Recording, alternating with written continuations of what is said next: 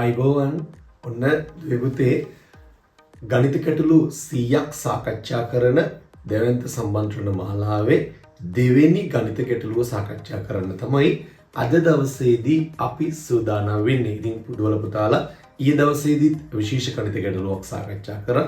අද අපි සූදානම් ඔන්න තවත් අලුත් ගණිත ගැටලුවක් පිළිබඳව සාකච්ඡා කරන්න. බලමු අපි අද දවසේ අපිට ලැබෙන ගණිත ගැටලුව මොකක්ද කියලා.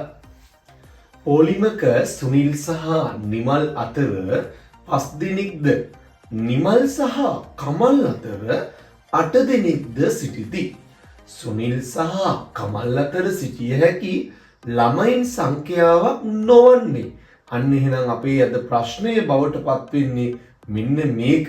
හරි. එහෙනම් පුතේ මේ ගැටලුව විසඳන්න තමයි ඔන්න අපි සූදානම් වෙන්නේ. හරි. බලමු මේ ගැටලුව කොහොමද අපි විසඳන්නේ කියලා. පොලිමක සුනිල් සහ නිමල් අතර 5 දෙනෙක් ඉන්නවා. අපි හිතමු මේ ඉන්නේ සුනිල්. සුනිල් සහ නිමල් කියන මේ දෙදෙනා අතර ඉන්නවලු 5 දෙනෙක්. 1 2 3 4 5. ඒ දෙන්න අතර ඉන්නවලු 5 දෙනෙක් කියලා කියනවා. ඊළඟට කියනවා නිමල් සහ කමල් අතර 8 දෙනෙක් ඉන්නවා. අපිට පුතේ ඔතනදී හිතන්න පුළුවන් අවස්ථා දෙකක්. එකක් හිතන්න පුළුවන් නිමල් මෙතන නම් කමල් මේ පැත්තේ කියලා. තව එකක් අපිට හිතන්න පුළුවන් නිමල් මෙතන නම් කමල් මේ පැත්තේ කියලා. රයිට්. ඒ නිසා අපි යනවා දැන් ඉස්සෙල්ලාම මේ පැත්තට. නිමල්ගේ ඉඳලා 8 දෙනෙක් ඉන්නවා පුතේ කාගාවට යනකොටද කමල් ළඟට යනකොට. එහෙනම් අපි හිතනවා 1 2 3 4 5 6 7 8. එහෙනම් 8 දෙනෙක් ගියාට පස්සේ මෙන්න මෙතන ඉන්නවලු කමල්. ඔන්න එක අවස්ථාවක්.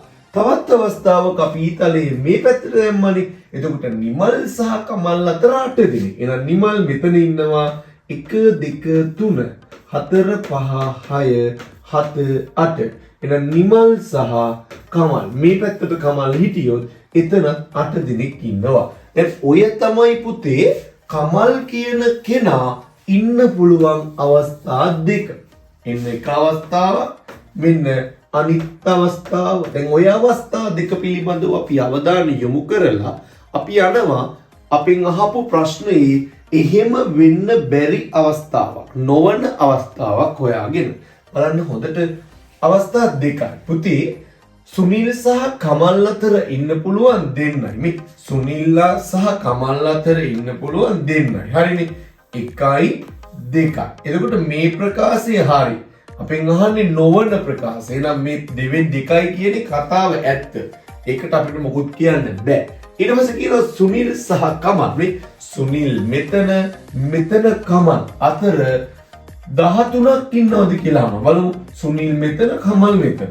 1 2 3 4 5 6 7 8 9 10 11 12 13 14යි.